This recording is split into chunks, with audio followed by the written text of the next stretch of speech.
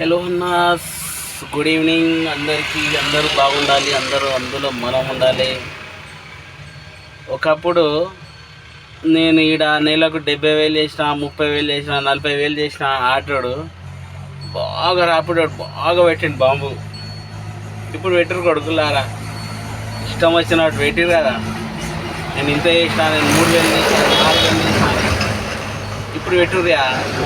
ఇప్పుడు బాగా పెట్టిండు రాపిడోడు బాంబు. చల్లగా అవుతుంది కొడుకులకి ఇప్పుడు. లేకపోతే ఒక్క డిస్టిక్ ఆటోడు వచ్చిండు, ఓకే, వాడేం చేసిండు అంటే, అరే రారా బాగుందని ఇంకోటిని తీసుకొచ్చిండు. వీడు ఒకటాడా, వీడు ఇంకోటిని తీసుకొచ్చిండు. వాడు ఒకటాడా, వాడు ఇంకోటి తెచ్చిండు. అట్లా రోజుకోడు రోడ్డుకి వచ్చి తెచ్చేవారు కదా.